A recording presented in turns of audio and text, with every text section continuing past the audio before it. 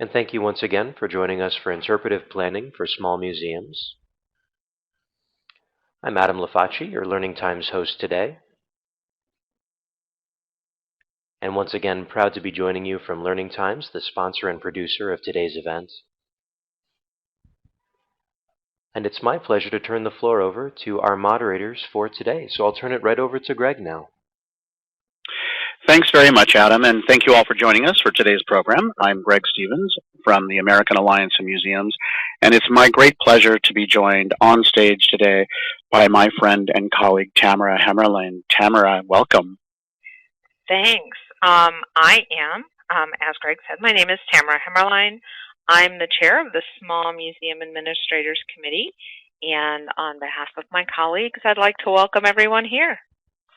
Great, Tamara, and I know that you and I have had the great fortune to work together a number of times, doing some pretty great stuff for our colleagues who work in and for small museums, and I just happened to take a look at the attendee list, and we've got folks from really all over the country and beyond representing a small museum, so I think that's really great that folks are here joining us today. As you mentioned, Tamara, this program is brought to our colleagues in collaboration with the Small Museum Administrators Committee, as well as the Education Committee, both of which are professional networks of the American Alliance of Museums. Tamara, I'm wondering if you could spend just a moment letting us know about some of the great work that you do coming from SMAC. Well, SMAC is, our name is a bit of a misnomer.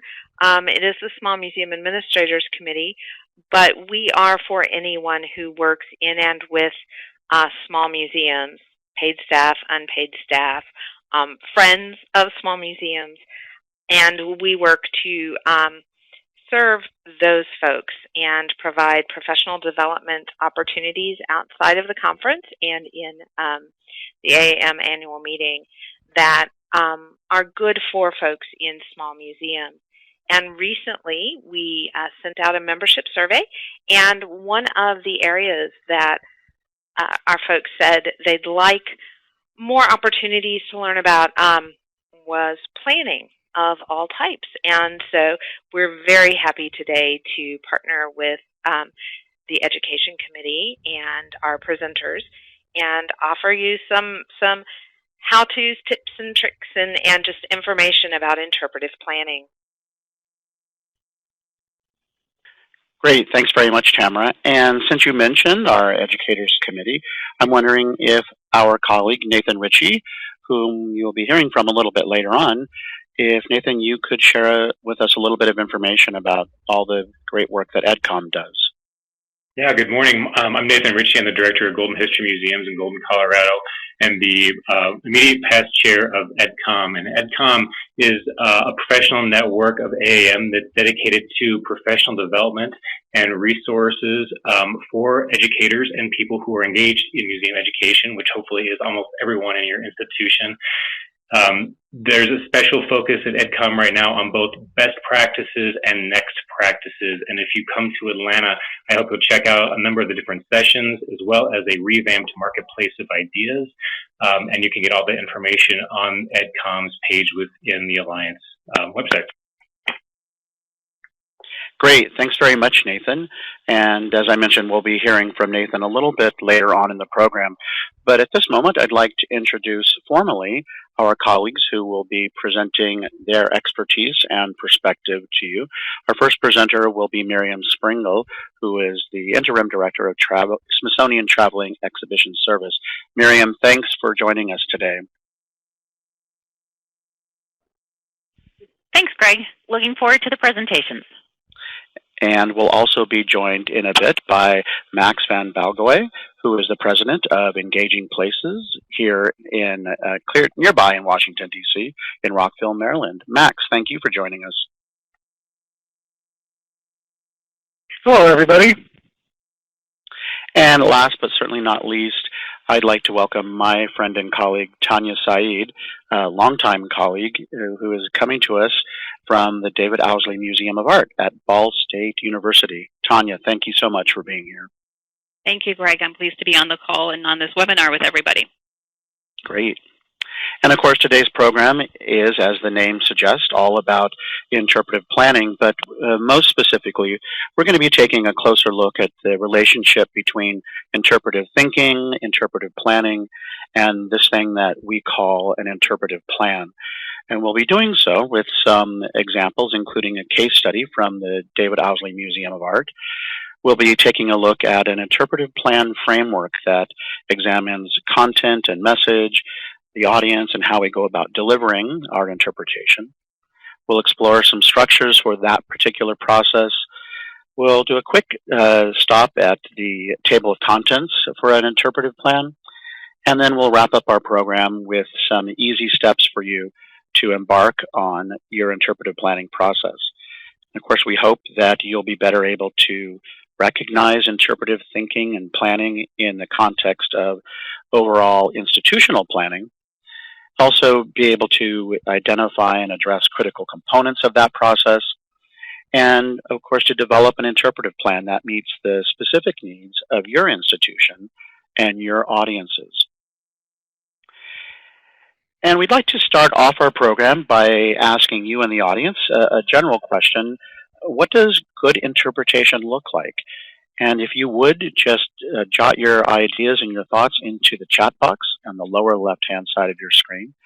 And while you're doing that, we'll move right along into our first presentation on interpretive thinking and planning. And I will formally welcome to the stage my colleague and friend, Miriam Springo. Miriam, thank you. Thanks so much, Greg. What we thought we would start with today is the bigger picture interpretive thinking before we get to an interpretive plan, because there are all kinds of ways of thinking within your institution that will help prepare you to write the document that we call an interpretive plan. So what we want to look at as we go forward with this is that interpretive thinking involves rigor in your decision making and your thought process. It involves your thinking carefully about what it is that you intend to do, for who you intend to do it, and why you intend to do it. So that your interpretive plan, with that in mind, your interpretive plan serves as the intellectual framework for how your mission is implemented. It becomes the umbrella document for providing practical guidance and direction for the work of your institution. And while the interpretive plan does not look at everything that your institution does, it does provide that intellectual framework. Now, before we start looking at interpretive thinking, let's quickly look at some definitions. If we look at Marcella Wells, Barbara Butler, and Judith Koch's great book on interpretive planning for museums, they define interpretive planning as a deliberate and systematic process. And they're very deliberate, and I am very deliberate about words here. It's a systematic process for 1, thinking about, 2, deciding on, and 3, recording in a written format or plan the educational and interpretive initiatives for the purpose of facilitating meaningful and effective experiences. And it is experiences that are for visitors, for learning institutions, and for communities. So you see the multi-step process here that is part of the definition. If we look at the definition that's offered by the National Association for Interpretation, it's similar. And for them, and they're defining interpretation rather than interpretive plan, which was the words in the previous slide, but interpretation is a mission-based communication. So again, starts with a mission. It is about communication. It's a process that forges emotional and intellectual connections between the interests of the audience and the meanings that are inherent in the resources. So that's another way of defining interpretation. Now, the first thing that happens with interpretive thinking is that you start with planning to plan. When you're going to do a plan, you have to identify the goals and the outcomes of your plan. For an interpretive plan, one of the first things you're thinking about is, are you writing a plan that is going to be about in-gallery experiences, about programs, or is it a plan that considers the visitor experience from the moment the visitor decides to visit your institution until long after they left and they are telling their friends about the visit to your institution? So part of your planning to plan is thinking through the goals and the outcomes, and that's going to be one of the first questions you're going to ask yourself. Now, as you start to answer these questions, as you start to do your interpretive plan, you're going to see that even the conversations around the interpretive plan start to have an impact on other areas of the museum, such as what to sell in the store, how to define your marketing messages, how to anchor fundraising, how to help think about future acquisitions, or what exhibition topics might be appropriate for you, or what program ideas you might work on, and even what research you might need to do to help find answers.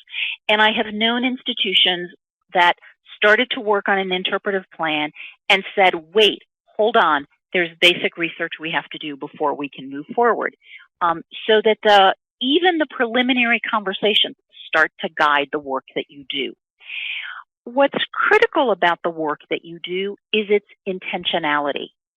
Your team, if you're at a small institution, if it is one of you, you are nonetheless probably still working with some volunteers, maybe some docents, some board members, or you might tap some colleagues from a nearby institution to help you think things through. But one of the first things that you do is you acknowledge that you are on a journey of exploration, that you will learn together, and that as you are learning, you will reflect on that learning.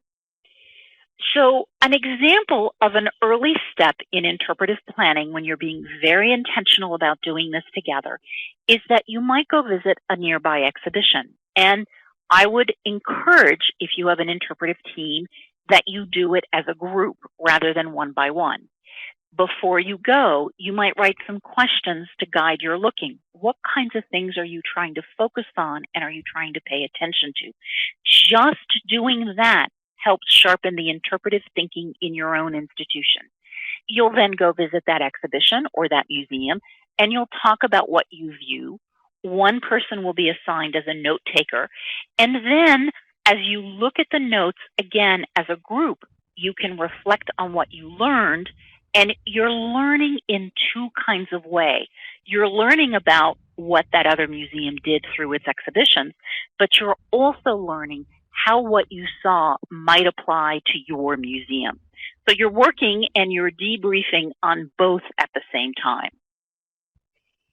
Now, a good part of interpretive thinking, so the getting ready to do an interpretive plan, is asking a lot of questions. What are you trying to achieve? Why are you trying to achieve this? And as you ask the question why, how does it fit into your mission? Who are you trying to achieve it for, and how will you achieve it? Those, as we talked about a moment ago, can then apply to all aspects. You need to decide whether the thinking that you're doing applies to the entire museum or just to a certain aspect of the museum. As you continue to ask your questions, you will need to figure out how this interpretive thinking, this interpretive planning work that you are doing fits into other work your organization is doing. Because you will want to make sure that your interpretive plan is related to and linked to your strategic plan, your collections plan, or any other plans that you have. And it doesn't matter which you do first. If you're doing the interpretive plan before you have a collections plan, you're going to end up relating all of these plans to each other. So as you keep moving forward, you're then going to start getting more specific. And you will start to outline what will you do, why, who are you doing it for, how you will do it, and last but not least, how will you know you were successful? So now, I've given you all kinds of questions that you're going to be asking, and you have all of these answers. What is it that you do with all of these answers? Well, I'd like to suggest this particular spiral which starts you with, and it almost doesn't matter where you start. Let's just say you start with some analysis, you then do some evaluation, you develop your thinking, you start doing some planning. And as soon as you've started doing some planning, you're back to analyzing that planning, doing evaluation, developing your thinking further, doing some more planning, and so on, so that you repeat that process as you learn, as you explore, and as you figure through what it is that you're going to do with this document that you will end up calling an interpretive plan. Thanks very much, Miriam. I appreciate your overview. And as you were talking, I couldn't help but notice many of the comments coming in from the chat box. And Tamara, I know that you and I were just talking about them. Everybody has a slightly different take on what interpretation is and what good interpretation looks like. Everything from conveying information about objects to creating connections with visitors, emotional connections, connections to place, concise storytelling. What else popped up in the chat box that you caught eye of? Well, and the idea that as you're doing your interpretive planning or any kind of planning, you try to look at things from different perspectives. One person mentioned lenses. So you're looking at things through a particular lens or a particular set of lenses. I think that that's something that is important to remember and to think about as you begin any sort of planning process. And there was a particular question that came into the audience that I want to toss out to Miriam, but to all of our colleagues to respond to. Miriam, what you talked about in a lot of ways seems like an institutional plan or a strategic plan. In what ways does this particular interpretive plan or interpretation plan align with or differ from a strategic plan for your organization? That's a really good question, Greg. And if I can, because I spotted that there is a question, let me just take a little sidebar. One of our respondents asked the question, could we share the graphic of that spiral so that people could have the words that are on the page? And those are all available in the handouts that accompany the webinar. So you do have access, and I've put in some other versions of that spiral. There are different ways of looking and thinking about that spiral. And the reason I wanted to say that is that takes us to strategic planning. In many ways, interpretive planning is a subset of strategic planning. Strategic planning looks at the entire institution. And while I said that an interpretive plan will change the way in which you do work in other areas of the museum, such as the shop or marketing or what is it that you collect, it is not the interpretive plan that outlines what it is that you do in those arenas. It provides the intellectual framework for outlining in those other arenas, but a strategic plan would outline what it is that you do in those other arenas. So if that makes sense as an answer, that a strategic plan is also going to look very closely at your finances, at governance, at collections and facilities in a way that the interpretive plan has less of a focus on. But if you don't have a strategic plan and you're wondering, which shall I do first, the strategic plan or the interpretive plan? My answer would be, Greg, that in an ideal world, I will always tell you first do your strategic plan. But there are times in an organization's history where you're about to develop some new exhibition, to do a new program. There's an opportunity that you really want to take advantage of, and you know your strategic plan is out of date. Which do you do first? It's going to depend on your circumstances. My point, as much as anything, is to make the point that one is informed by the other, and one will push your thinking in the other. So start with your strategic plan if you can, and then do an interpretive plan and some of the other plans that fall out of a strategic plan. But if you feel like your strategic plan is out of date and doing an interpretive plan first would help clarify what needs to go into your next strategic plan, that can be very appropriate too.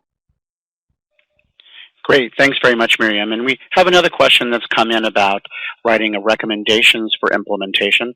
I don't want to ignore it. I think we'll come back to it after a couple of more of our presentations. So we will definitely hold on to that question in the parking lot. And at this point, I'd like to go ahead and move forward to our case study from the Owsley Museum of Art at Ball State University. And Tanya, welcome to the stage. Thank you again, Greg. I'm really pleased to be part of this webinar today and privileged to be working with such great collaborators. So let me begin by telling all of you that we are such a museum, such an institution that actually went with the interpretive plan because we had such an old strategic plan. And I will certainly talk about that later if anybody has more questions about that. So Miriam Springle and I worked together on leading the development of our interpretive plan. And while we worked with a consultant, I want everyone to know that not every museum does.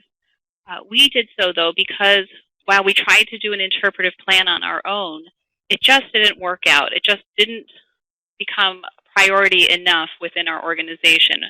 To be honest, we needed some discipline.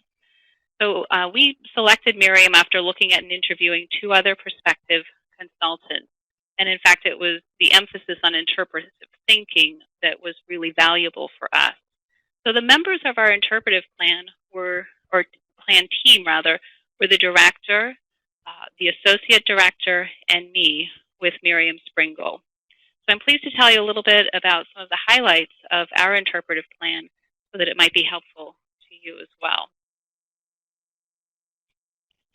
Now, as background, I thought it would be important for you to know what kind of museum we are. So take a look at the picture on the right, and while it looks like a large building, the art museum is just the top 2 floors. Part of the reason we wanted to do an interpretive plan is because we knew our galleries would be growing by 50%. So most of it was new galleries so that the collection could be better installed and allow for a better experience for our group. For example, we're now able to have university survey classes of 200 people visit at one time. About 1 out of 5 of our visitors come as a group, and about half of them, or 10% of our visitors, are on a docent-led tour. In addition to the works of art in our permanent collection, numbering over 10,000, we also have about 800 works of art that are part of the David T. Owsley collection that will be donated to us as well.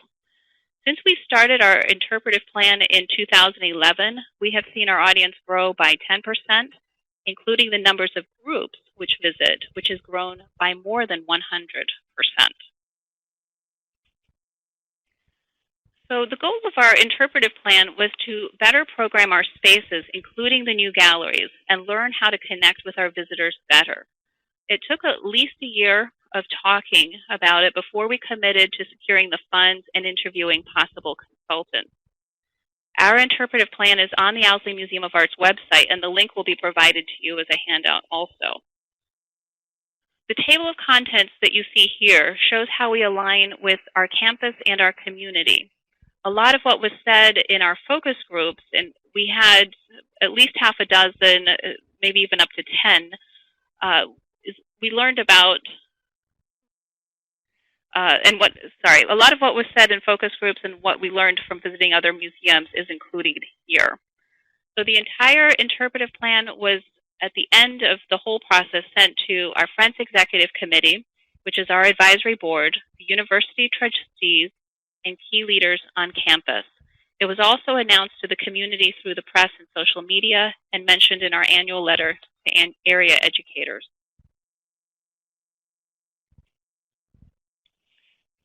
Here you can see a little bit more specifically what some of those parts of our table of contents are. And you notice that we say in support of BSU's strategic plan. That's our most direct community, and so we needed to be sure that that was closely referenced for the rest of our campus community to see.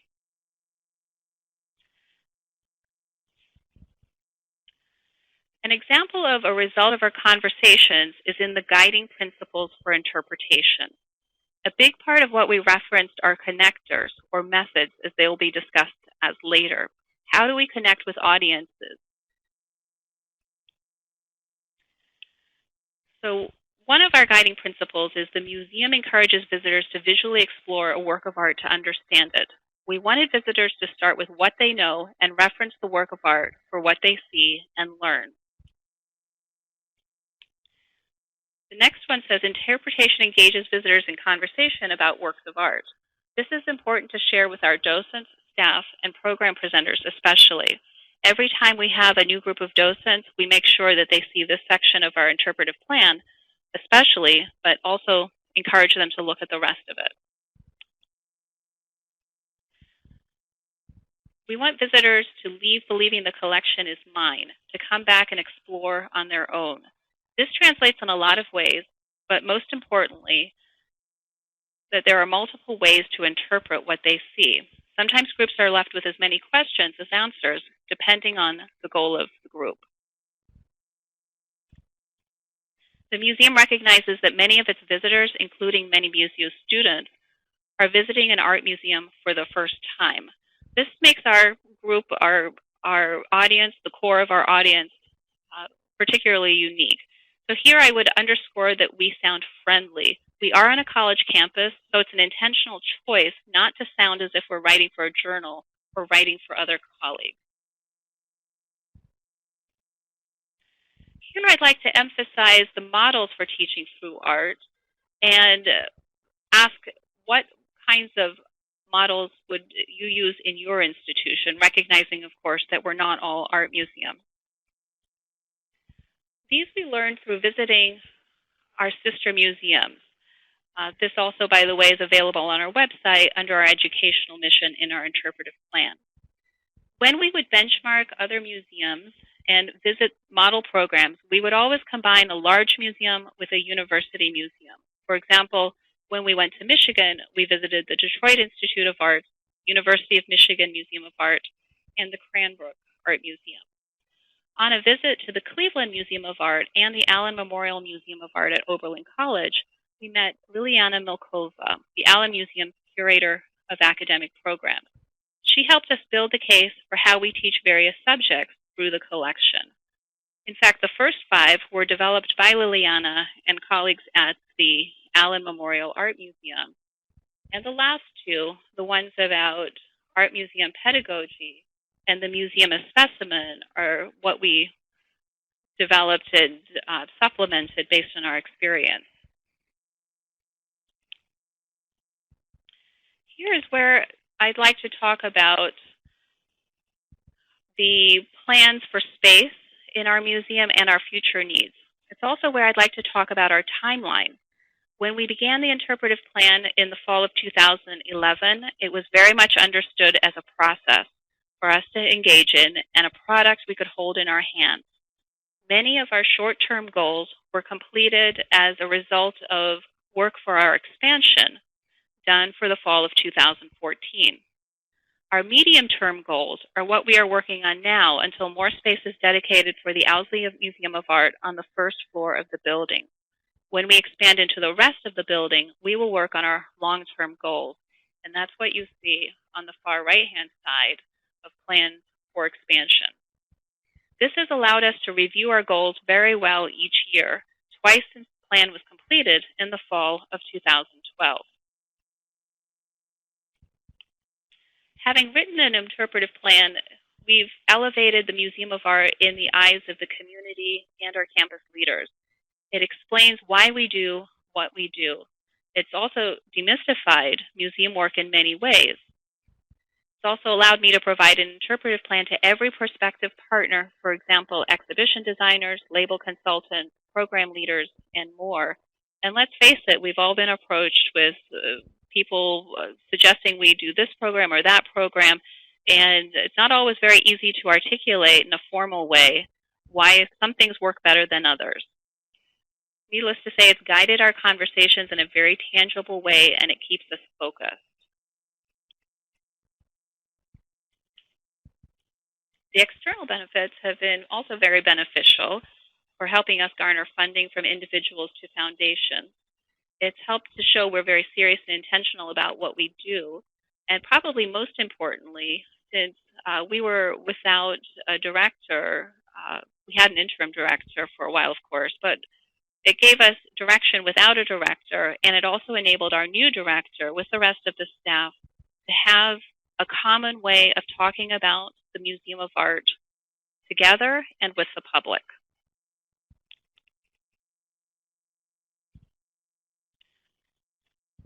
So here I'd like to encourage all of you to ask questions or think about what you would like to know about the experience of the David Owsley Museum of Art.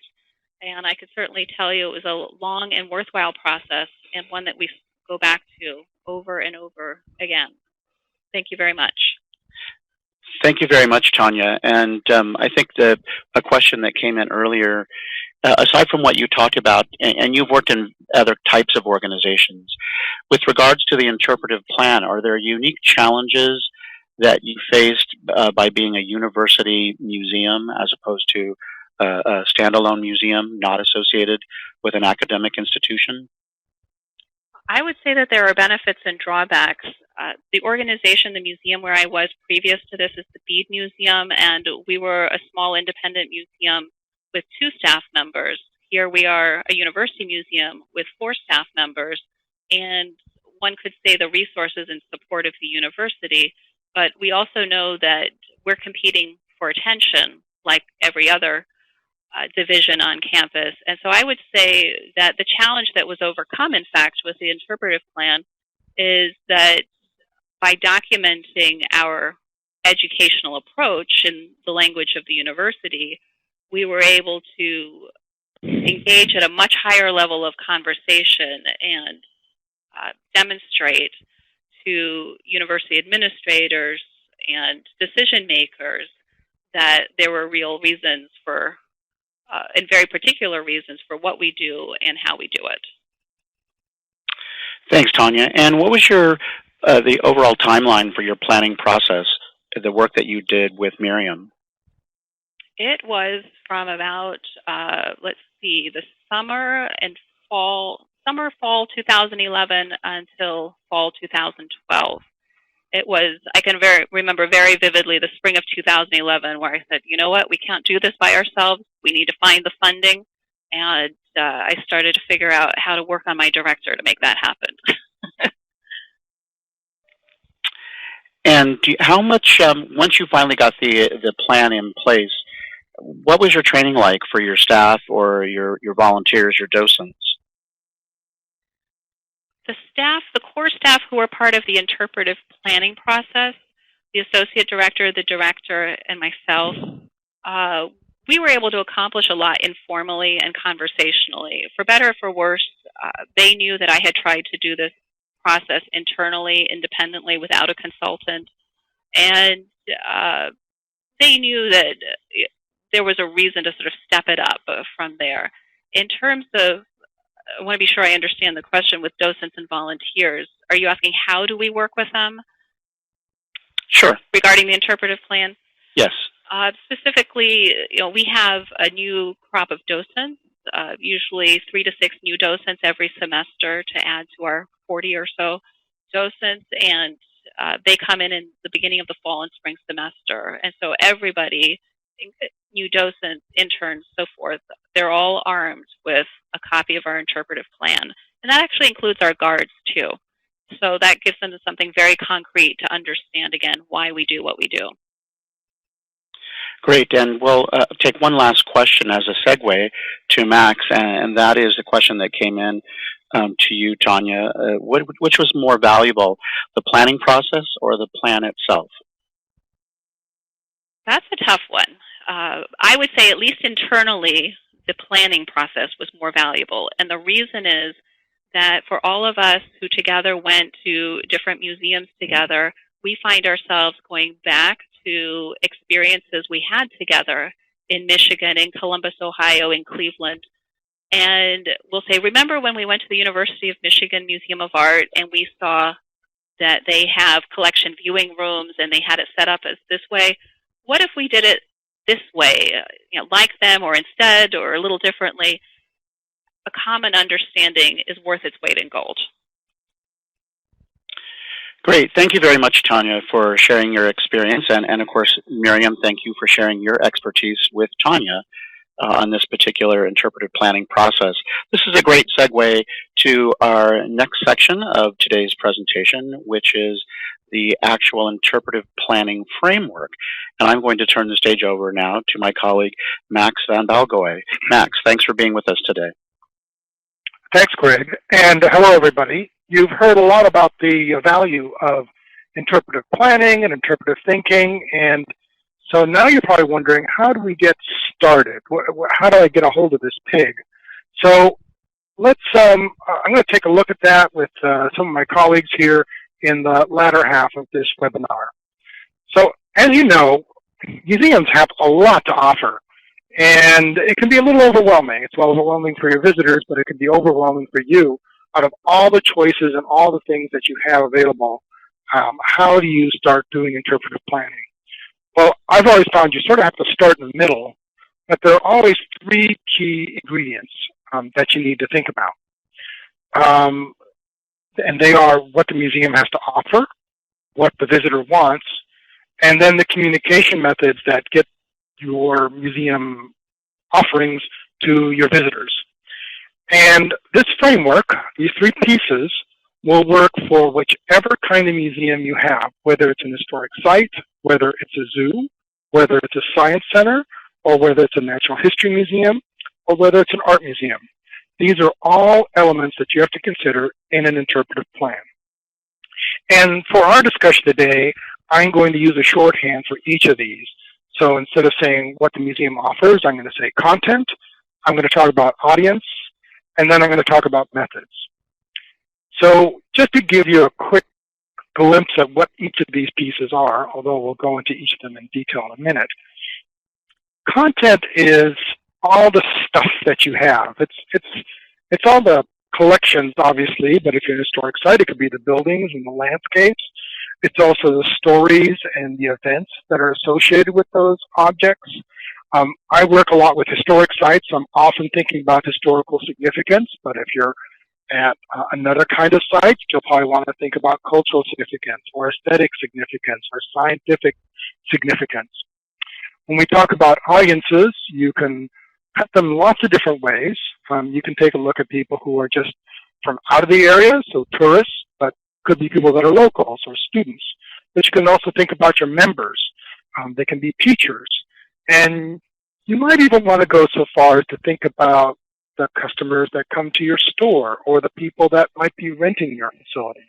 Those are all different audiences that you can touch through your interpretation.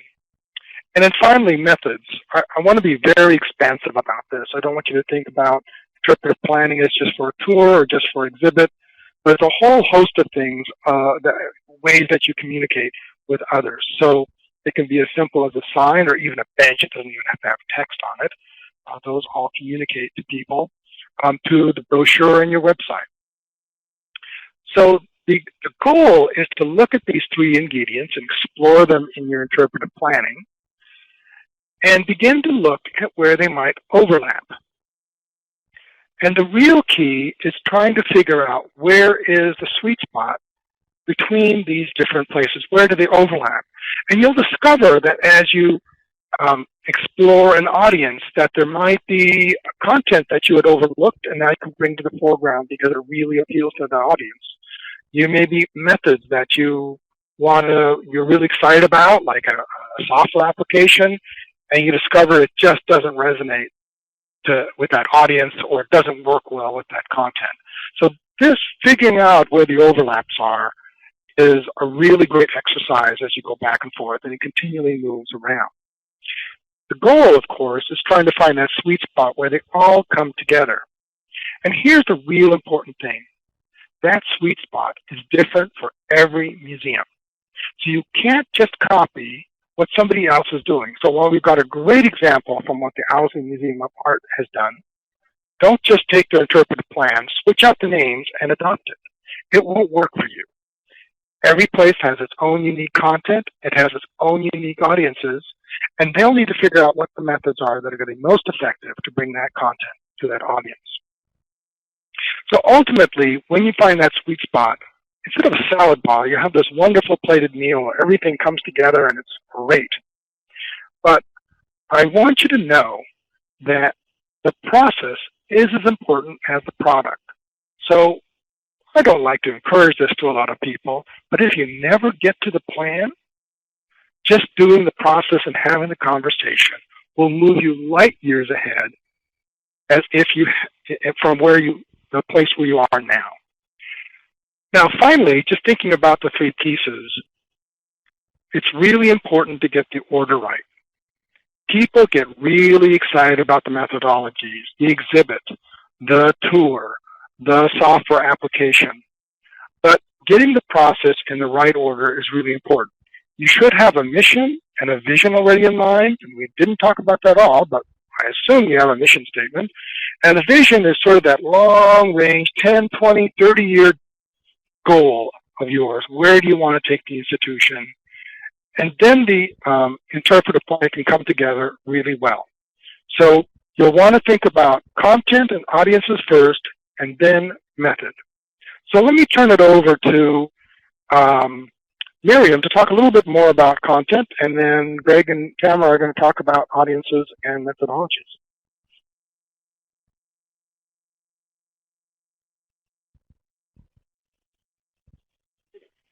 This is Miriam. Sorry, getting myself off of mute took a second longer than I expected. So I think some of you might think that if I'm assigned to talking about content right now, you're going to hear all kinds of information about history, about the fine arts, about science, all those things that are the subject matter and the subject matter expertise of our institutions. But what really matters as you're figuring through content, all of the history, the science, the art history, all of that, of course, matters. But in this particular environment, it is about communicating those things to your visitors. So the questions that you're asking have to do with what is the intention? What is it that you will communicate? To what end are you communicating it? Why are you communicating it? So a framework to think about those things is to think about the difference that you might make in people's lives. So I'm going to look at the 5 of those that are on that list. The first is, are you trying to change people's awareness, knowledge, or understanding of something related to your content or to your subject matter? Do you want them to become aware of a different culture, aware of a particular moment in history, or to have a new understanding, a new perspective on a particular moment in history or on a work of art? So that's one way to frame your content. Another is to think about engagement or interest in. So are you trying to engage some of your audience in a new kind of music? Are you trying to get them interested in developing family genealogy?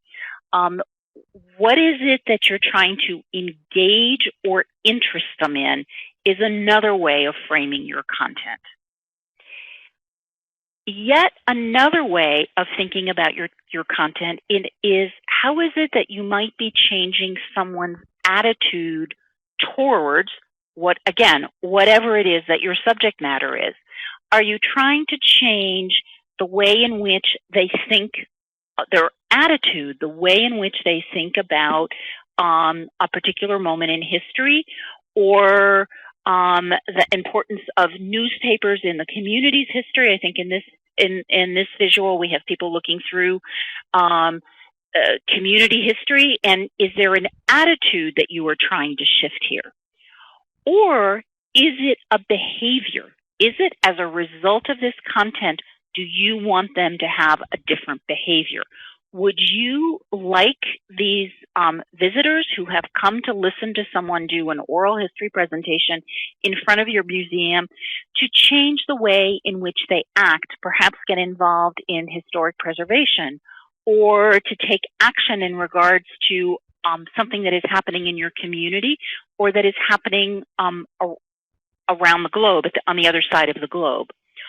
Or is it that you want them to learn new skills and to learn a new way of doing something? In other words, do you want them to understand how to look through a microscope and how to really figure out how to use that microscope and draw some conclusions based on what they're seeing through that microscope, learn a skill in the sciences? Or do you want them to learn, as this young boy does in this photo, to make a leaf print?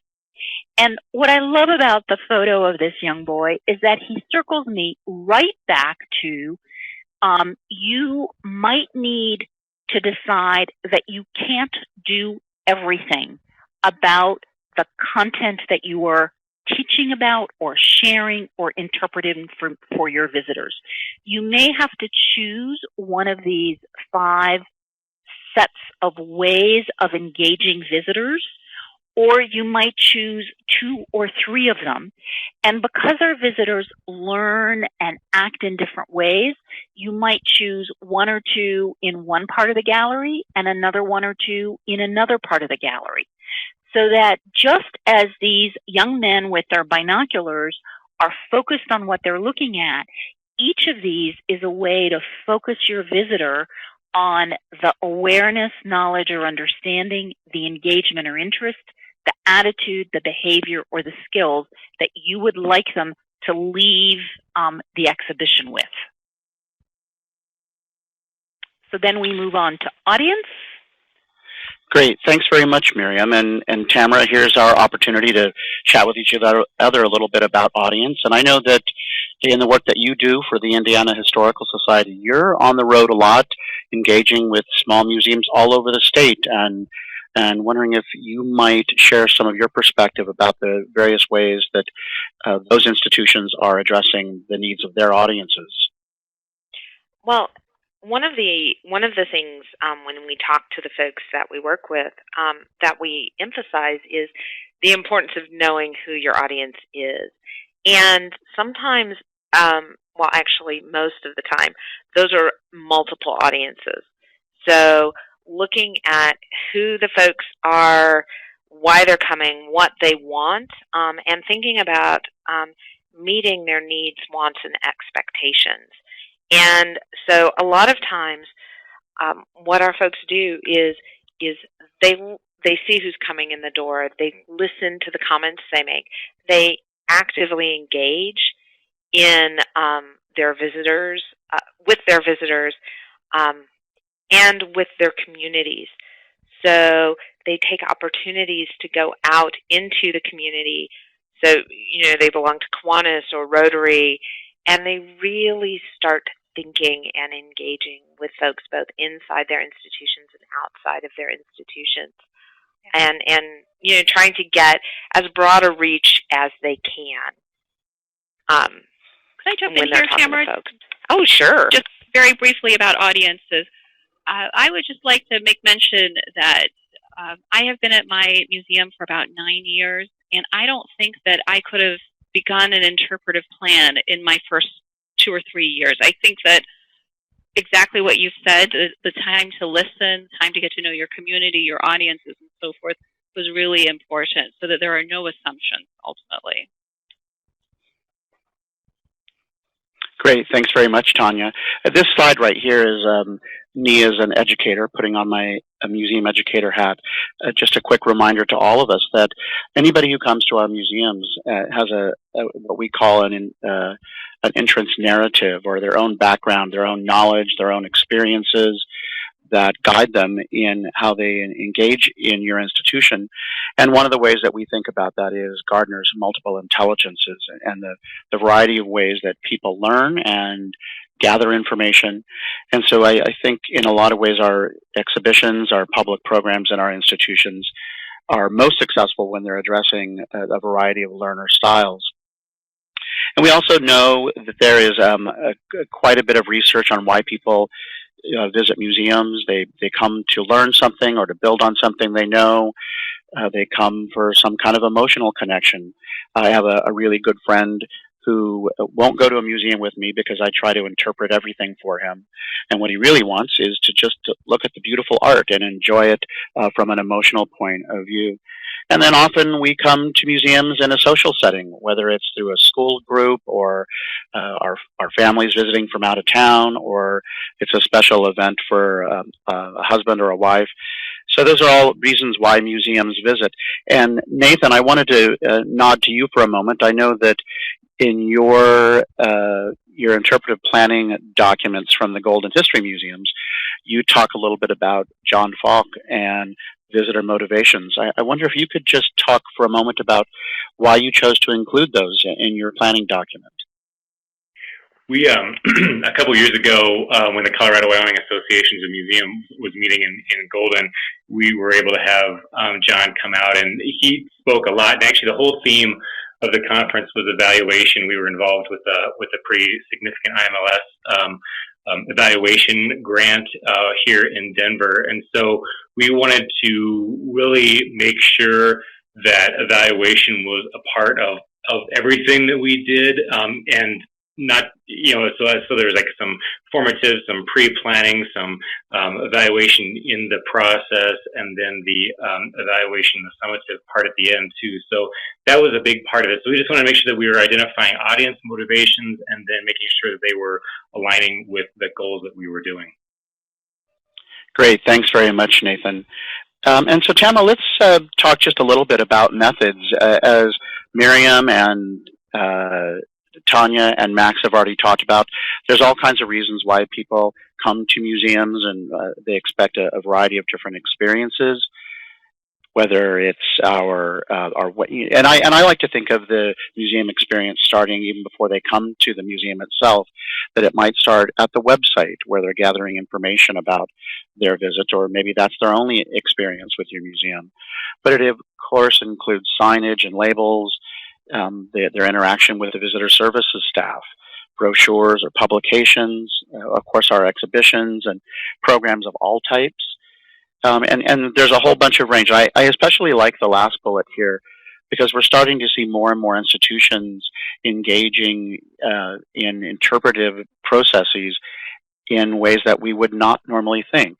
For example, in the museum shop, or at each table in the cafe, or even in the restrooms above the sink, or other places. I wonder if you have anything that you want to add to this list, Tamara. Well, I think that the list is a really good, comprehensive list. I do want to mention one of the activities that we do with groups when we're working with them on audience and interpretation and that sort of thing, is we do an activity where in groups they create some sort of persona for their audiences. So maybe somebody says, we're a fourth grader on a school tour, and then they sort of cut out of magazines and things pictures that represent interests and things that that person likes to do. And then once that's done, we take something that maybe is a typical object, a teddy bear, and we talk about what that individual, what that fourth grader may think about that teddy bear, may want to know about that teddy bear. And we also talk about how that would fit into different interpretation methods. So maybe the fourth grader doesn't care what the teddy bear is made from. Maybe the fourth grader wants to know who played with the teddy bear, or something like that. And then how can that be addressed in different ways to kind of work into what that fourth grader wants to know or expects to know. Mm-hmm. And we go on to different personas and we kind of talk about that. So we get into that multiple audience piece, we get into that connectivity. That interpretation is all over the place. It is everywhere in your institution. Thank you for that, Tamara. And I want to throw this question out to Miriam and to Max. In the work that you've done with various types of institutions, how often do you see a more holistic approach to interpretive planning, meaning addressing it from the website to the parking lot signage to to the restrooms. Do you see that happening a lot or more frequently now than in the past? This is Miriam, and I would say, Greg, that yes, people are very much paying attention to what that whole experience is. And I think that essentially museum educators absolutely recognize that when their visitor comes in and it's a family, I'll give an example from the David Owsley Museum of Art at Ball State University. Finding the place to park your car on that campus, if you are not a regular user of the campus, is really, really hard. So you get to the museum, your kids are getting a little bit cranky because you've been going around in circles trying to find that parking lot, and then once you found the parking lot, you had to find a way to get into the building. That impacts the experience that people have when they walk through your door. And so a lot of interpretive plans are now looking more holistically at that bigger experience. But again, for those of you out there who are doing this for the first time, it's okay not to tackle every single problem and every single issue the first time you do this. And Max, you probably have some thoughts to add to that too. Yeah, I'm noticing as well that there is a general move towards, instead of just focusing on a tour or just the exhibit, to looking at the entire visit experience from start to finish. And it's actually, I see some places borrowing this idea from the retail world. In that world, the commercial world, it's called customer journey mapping, where you map the entire customer journey from, let's say if you're a hotel, from the time you go on the website to reserve your room, to the time you drive up, to you stay, to you leave, to when you buy, reserve another room. They are looking at the whole run and mapping that, and then testing, evaluating each of those touch points to see how well they're performing. It's a pretty advanced technique, but just thinking holistically is a way to go, because visitors, as Miriam mentioned, they don't see your institution as just the tour or just the exhibit. They think of the entire experience, from the parking to the restrooms to the kind of food they got in the restaurant, and the exhibit and the tour is just a part of that whole experience. So that's right. That's right. But again, I will repeat what Miriam said. It's easy to get sucked in and get overwhelmed by this. So don't just tackle it in pieces, because anything is better than nothing. Right. I think the key message that Miriam and Max and Tanya, that you've been sharing with us all along, is the intentionality, the having the outcomes in mind. And Tamara, I know that you and I share the same philosophy about helping people understand the difference between outputs and outcomes, and it happens to be my professional soapbox in helping colleagues understand that. And for the record, an output, from my point of view, is what you deliver to your audiences, and the outcome is the impact that you've had on them, whether it's a building of knowledge or skills or abilities, a change in attitude or behavior. Tamara, do you want to fill in here a little bit?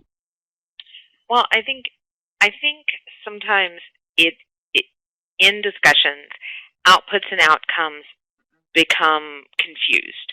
I think that it is very easy when you're involved in a discussion and things are getting rolling and you're passionate. They just seem to intertwine a lot. And so one of the things that I recommend is, as you're having that discussion, somewhere where folks can see it, put up a simple definition. Outputs, that's what you do. Those are the activities, the methods, the approaches you have. Those are the brochures or the tour or that thing that is perhaps more tangible. And then outcomes are the changes that you expect. So that's impacts, that's results, that's accomplishments, that's, are you looking to change a behavior? Outcomes can be a little harder to measure. They're not tangible. They can feel a little bit kind of floaty and out there. And outputs are something more concrete and sometimes easier to wrap your mind around. So I think as you're thinking about outputs versus outcomes, really be clear what you want. Have your goals and objectives. I can't say enough, know your audiences. Really, really get to know them. Dig deep into what their needs, wants, and expectations are. Also, know what your organizational resources are, and that's time, that's people, that's money, that's space. Keep in, what are you doing now? What can you do? What can you stretch? You may need to eliminate some things, and be really honest. In the chat box, there were some questions about brutal honesty. As you're talking about your interpretive planning, as you're going through the process, be brutally honest. And be fair, but be brutally honest. Great, thank you, Tamara. And Nathan, I'm going to turn the attention back to you just for a moment. At your institution, you've included possible outcomes for programs as part of your interpretive planning process, and I'm wondering if you might speak to this just briefly. Sure, and I have to apologize in advance. We're doing some construction here at the museum, and it's happening right across from my office door, so if you hear loud clanging, that's what's happening over here. In our planning process, we really wanted to, show what we're really trying to get out of the different programs, especially as we design them. And one of the things that we really wanted to do was to engage different audiences in different ways, sort of like how you had the gardener up there.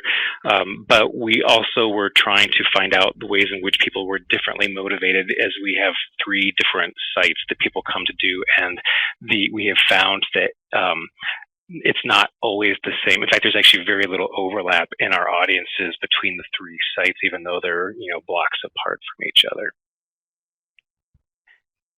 Did that answer your question, Greg? It sure did. I appreciate you providing your perspective. And I want to turn attention to a question that came in just a little bit ago, and I'll open it up to anybody here amongst our presenters.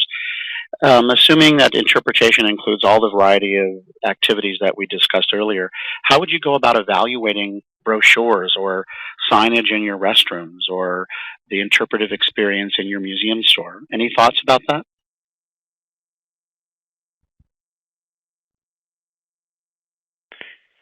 This is Nathan. I'll jump in really quick. The first thing I was going to say, which I think Max might have mentioned before, was doing an inventory of all of your programs that you have and all of your contacts, and look at every single sign you have and every single piece of paper, ephemera, exhibitions, whatever your communications things are, and put them all into your inventory, because those should all be things that you're considering. And then when you get to the level of having more of that interpretive framework, then I think you go back and use that analysis overlaid in each part. Great, Greg, thanks, Nathan. Greg, this is Miriam, and I want to, for your, how do you evaluate brochures and your shop or your restrooms? And I would say that asking people, I mean, I know that sounds like a simple, trite answer, but asking people and writing down their responses. If all you do is listen to their response and then shuffle back into the office and say, I heard one more person comment about how dirty the restrooms are, why can't those facilities people from the park department who are supposed to clean them ever get over here and clean them? That's anecdotal information, and it doesn't get the problem solved. But if you write down the date, the time, and the answer that you get every single time you get it, and if you ask your volunteers to do the same thing, and I know most of you are at small museums where you don't have large staff, but even if there are only one of you, if you keep writing it down, you start to create a log, and you start to see patterns, and that starts to give you ammunition or information, whichever word you need to use in the moment, to really say, we're getting responses that tell us that this isn't what we want it to be. If every time you hand someone a brochure and say to them, there's a map on the back to show you how to get to the historic house, which is down that path that way, and 2 minutes later, half the people come back to you and say, I went down the path and there was a fork and I took the left-hand side and I never found the historic house, that tells you that your brochure isn't communicating enough, or the person handing the brochure isn't communicating enough. But in other words, by writing that down, if it's just one person, or if it just happens once every 6 weeks, maybe it's not an issue. But if it happens twice a day, you know that you've got an issue. That's right. And Miriam, you bring up a really important point about gathering information, and I think we all agree that we could create an entire program just about audience research and evaluation. But suffice it to say at this moment that there are a variety of ways for you to collect information and document it, different times that you can do it, and they're all tied back to the outcomes, the impact you intended in the beginning of your interpretive planning process. And never underestimate the power of reflection, stopping and taking some time to think about what worked, what didn't work, what you could do better next time. And this last bullet, really focusing on many of our institutions writing grants of proposals to fund activities at their institutions. This is the kind of data that's frequently asked for. And Miriam, I know that you have plenty of experience in that area as well. So let's turn our attention to the actual structure for the process. And Max, I'll let you lead off, and then we'll hear just a little bit more from Nathan right thereafter. Max. Great. Thanks, Greg. As you've heard, we've got a lot of pieces to manage here. You've got your content, you've got your audiences, and you've got your method. And just a reminder again, when you're looking at these three pieces, it's really important that you tackle the audience and the content first, and then the methodologies last. You need to know those pieces first as you tackle this. So when you're going through a process, there is a kind of order you can tackle, and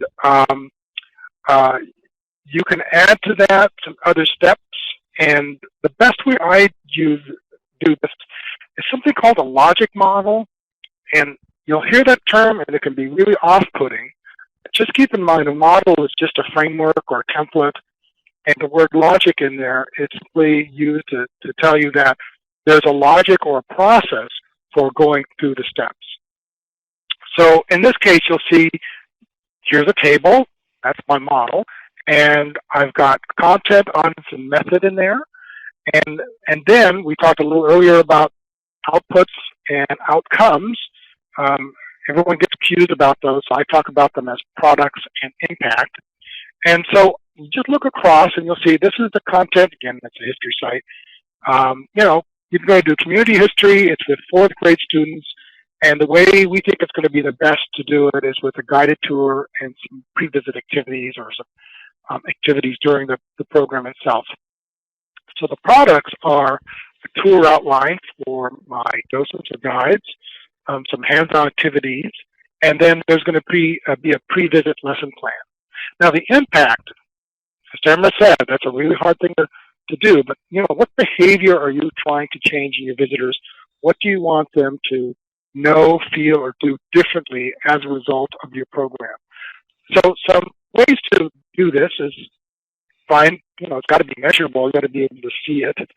So it could be that at the end of the school program, they should be able to identify two local people who are involved in the settling of the town. Or there's a chronology and they can put those major events in order. So, and so you can see another one for local adults, and you can just work through this chart, and you can have as many columns as you want, as you think of this process.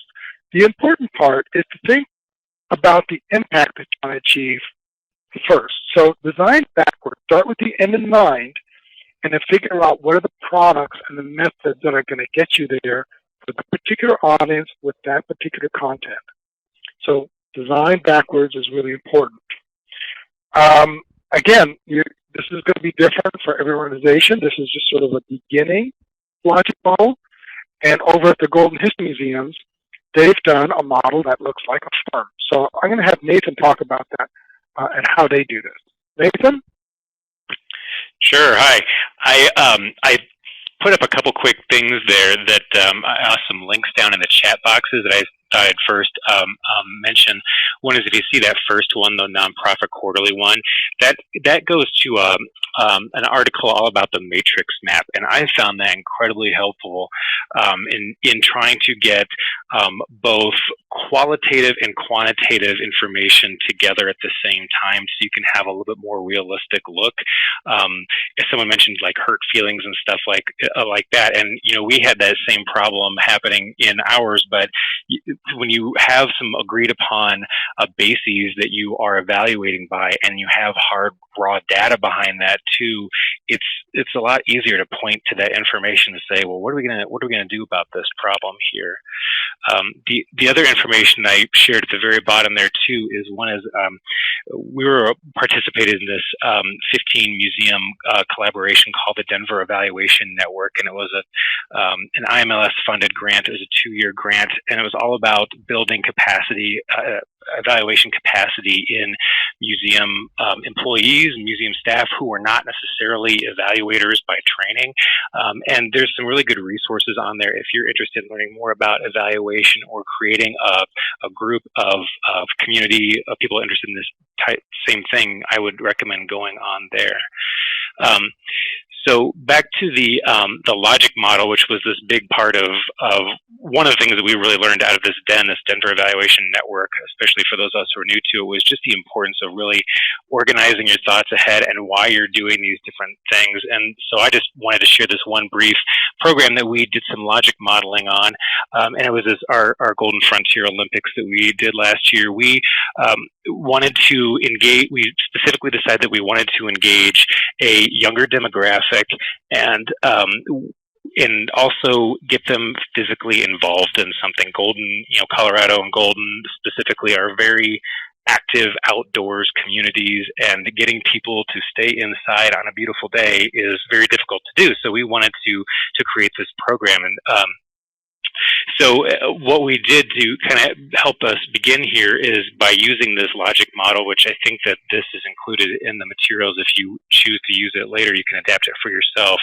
And it's really more of a list. It's not kind of showing you the process the way Max's did, but it gets you to the same result too, that really makes you describe for yourself what it is that you're intending to do. So here's just another example of how the logic model then played out there for this particular program. And what's interesting is and then after that we did a debrief. We continue to do different debriefs as we look for our upcoming seasons, but that information we're then able to look at a lot more realistically. And this is a program that we loved. It was a big success for us as far as attendance and having fun, and people were there for a very long time staying involved. We've decided since this point, because of our continued evaluation, to put a pin in it because it was a really good thing, but we'd like to actually focus on our field trips experience first, which is a higher priority for us, and we're going to try to use these same active components in a field trip experience that happens at the history park that we have. And that is it for me. Great. Thanks, Nathan.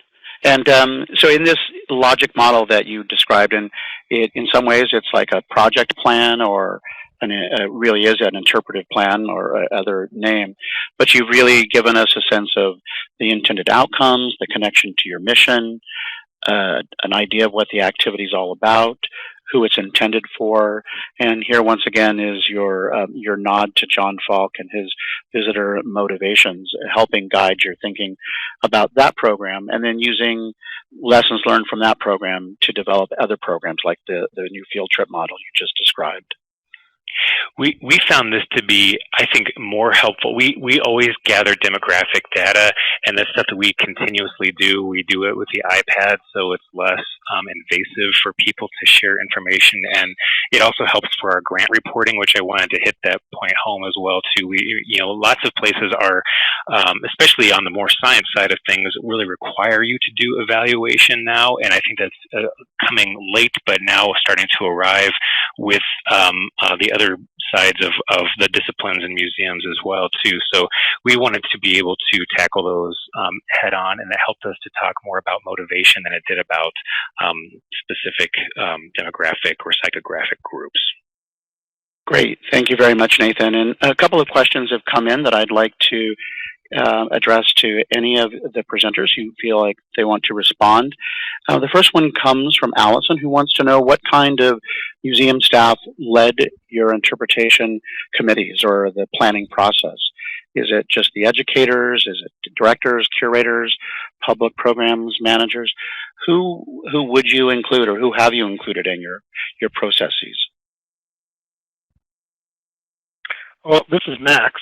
I would say you need to have as diverse a group as possible. Maybe a core group that's like 3 to 5 people, with people who can be advocates for the collection, advocates for the audiences, advocates for the content, and then have other people out there who are advisors that you could bring in as needed.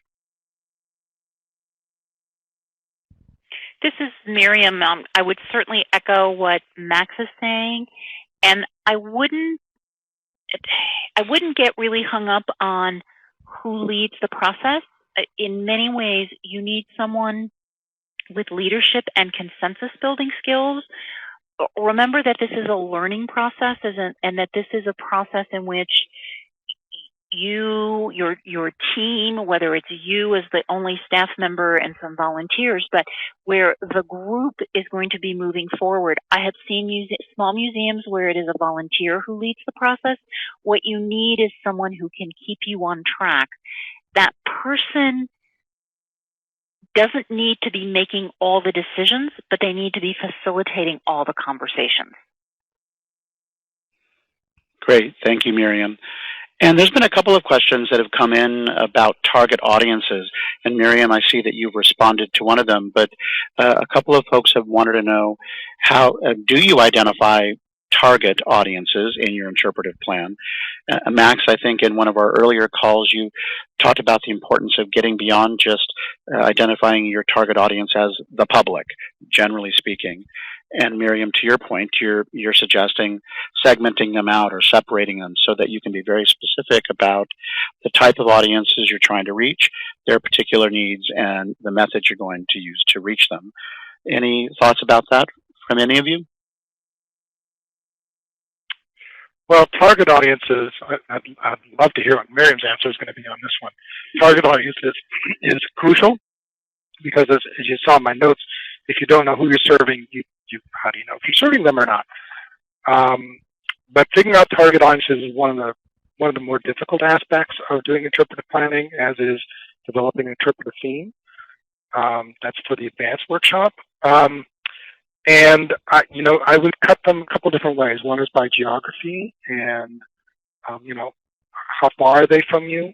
But then I'm doing much more with lifestyle and behavior and motivation. So just because people are older and wealthy, which is the typical museum audience, they're not all the same. There's lots of segments within that. So finding out what they are within that more amorphous group is really crucial. So I'm using Prism-Nielsen segmentation, geodemographics. So sorry for all the jargon, but you can look it up. Prism, which is misspelled, P-R-I-Z-M, and you can learn a little bit more about that segmentation process. Miriam, what do you think? I'm again in agreement with you, Max, and I would say that remember at the beginning we talked about planning to plan. Who is it that you're doing this for, and why are you doing this interpretive plan? Do you know that there are people in your community that you're not reaching? How do you use this interpretive planning process to hear from them and to reach them? And that will help you understand who your audience needs to be. You cannot, there's an adage, which is you cannot be 100% stellar to everyone 100% of the time.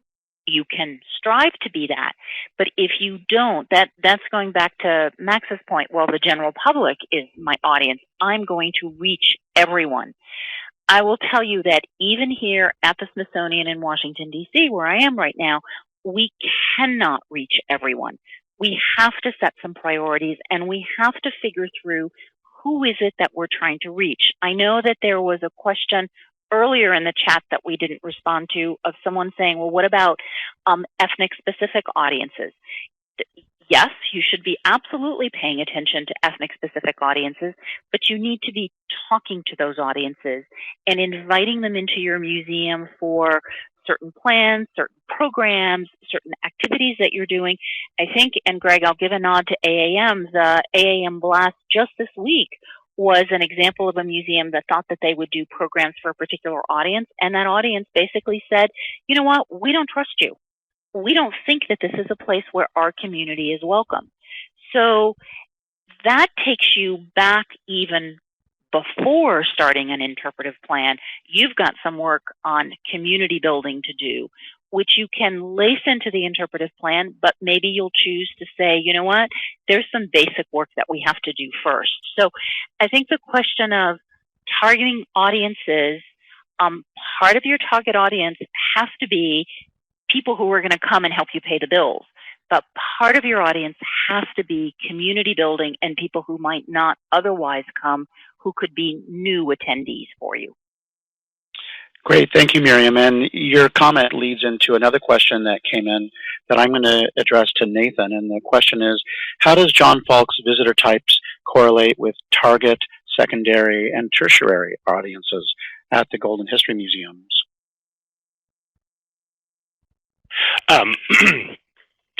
How that works for us, it really has to do more with observation and just dialogue with the visitors that come through. And like I said, in our particular instance, we have a regular history museum, a 3-acre historic park, and a National Register boarding house from the 1860s. And the audiences, as we've observed, are different in each of them, but through observation and through direct conversation with them, we can identify their motivations for coming to something. So, like was said about the like explorers or facilitators, you know, people change those hats all the time. No one is always an explorer. No one is always a facilitator. It depends on the group that you're with and the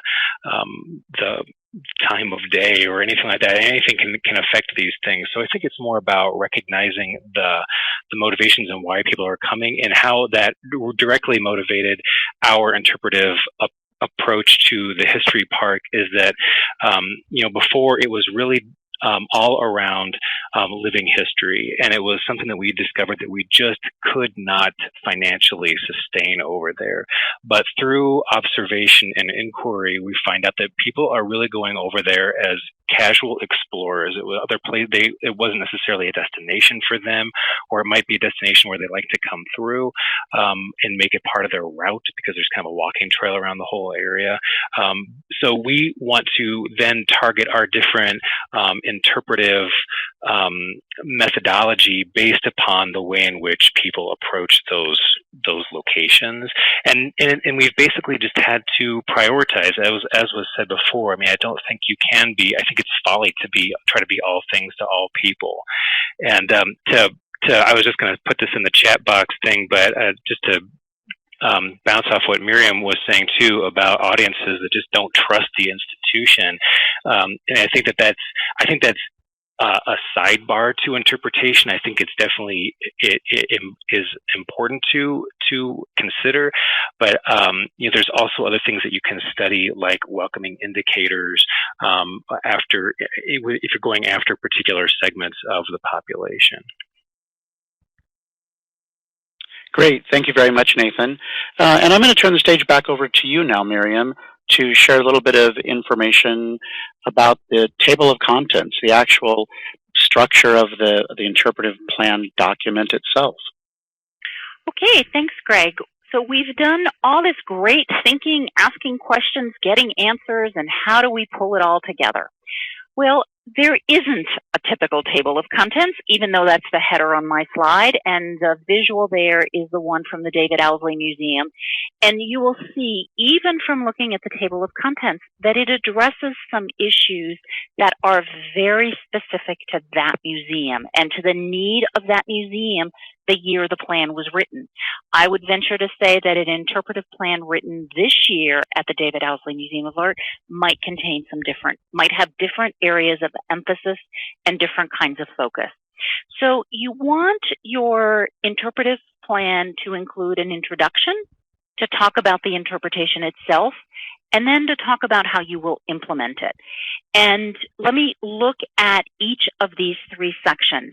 But as we look at each of these sections, do not get overwhelmed by the long list of bullets in the section called Introduction, because this long list of bullets can be addressed in a paragraph, a page, or 10 pages, depending on the size of your institution. And I will confess that some of the best interpretive plans that I have seen at some of our larger institutions are actually 4 to 5 pages long, so that the overarching overview interpretive plan does not necessarily have to be a massive document.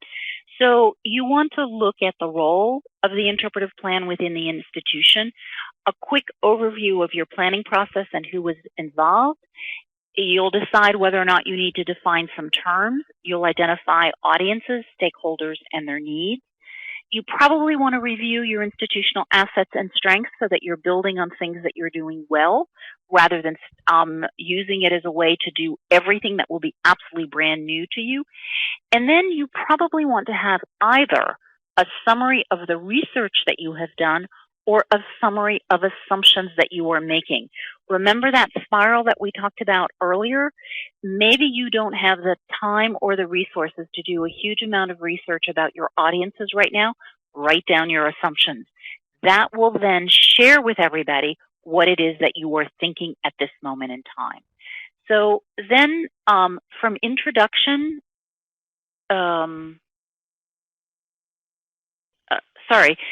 this slide should say typical table of contents, not introduction, but interpretation in that header. So in the interpretation section, you will have the museum's mission, its vision, and its core values, if you have those. And then you want a context for the plan, how it reflects this museum at this moment in time. You want to identify the stories, the big ideas, and the themes that you want to convey to your visitors. That probably is the heart and soul of your interpretive plan. You also want to describe some of your intended visitor experiences. What is it that you hope is going to happen while they're in your museum? And then the last section, and again, we have a little problem with the slide. The typical table of contents should have a dash that then reads implementation, so that you want your plan to be reviewed and approved by your governing authority. You want action steps and assigned responsibilities with a timeline and a schedule of completion. Identification of needed resources. Is that staff, volunteers, dollars? What are the resources you're going to need to get it done? And then, as part of your implementation, you definitely want to talk about how you will evaluate your activities and your successes. And then, last but certainly not least, is a process for when you will review, revise, and update your plan. In other words, keep it on the front burner so that you know that 6 months later, a year later, 2 years later, you will come back and look at it again. So you've seen this slide before. The key elements of an interpretive plan will tell your reader what you will do, why, who will do it for you, who will you do it for, how will you do it, and how will you know you were successful. And I want to point out that a typical table of contents or a typical interpretive plan is visionary. It is specific enough to guide decisions. It is broad enough to remain relevant, yet flexible so that you do not get sidetracked. So these are the areas of that I would include and encourage you to include in an interpretive plan, in your table of contents as you write your interpretive plan. Great. Thank you very much, Miriam. And I think we'll close our program with Tamara, you offering some guidance, some baby steps on ways that our colleagues might embark on or freshen up their interpretive planning process. Well, I think it's easy to think of an interpretive plan as this monolithic thing. You know, we've been talking about it, we've talked about its pieces and parts, but still somehow in your head, it can be just a big block of stuff. So think about how you can break that down into reasonable chunks, reasonable pieces as you're starting out. So there are sort of 4 recommendations I have that will help you kind of jumpstart your process. Discuss interpretive thinking and planning and how they connect to the other areas of your organization. Be intentional in your discussions. Look for successful models and make some field trips, and then talk about what might work for you and what you could take away from that and what you learn. Look at your current interpretation. Ask some questions about that.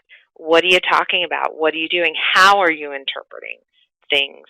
And determine who your audiences are. And then go back and look at your current interpretation and do a little bit of comparison there and see how you're cross-pollinating or not. But remember, you can break interpretive planning down into reasonable, doable chunks. It doesn't have to be a looming monolith. Great. Thanks very much, Tamara. And I know that we are just at the end of our time, but I wanted to make sure that we had some additional resources available to you. And we've listed them here. They, of course, will be part of the handout that you've gotten already, and we will send the master PowerPoint deck out to you following up this particular program. In addition to the resources that we have listed in front of you now, there are also programs coming up from AAM that might be of interest to you related to education and interpretation. And we have many recorded webinars in our recorded webinar library that may also be of interest to you. Over 70 programs, and that number is growing as each one of these programs gets launched live. I want to take this moment to thank all of our colleagues, Miriam, Tanya, Max, and Nathan, for joining me today and sharing your time and your talent and your expertise with our colleagues in the audience. I want to also thank our colleagues in the Small Museum Administrators Committee and the Education Committee Professional Networks of AAM. Thank our colleagues at Learning Times for hosting this program, and in particular Adam Lafaci for making this happen so smoothly. And of course, thanks to all of you in the audience for being a part of today's program. You'll see that we've pulled up an evaluation link in the upper left-hand corner of the screen. We would appreciate you giving us your feedback on today's program. Your comments are anonymous, and we always pay attention to them as we plan for future programs. With that being said, my name is Greg Stevens, and on behalf of my colleague and friend Tamara Hemmerlein, thank you for joining us. Have a terrific day.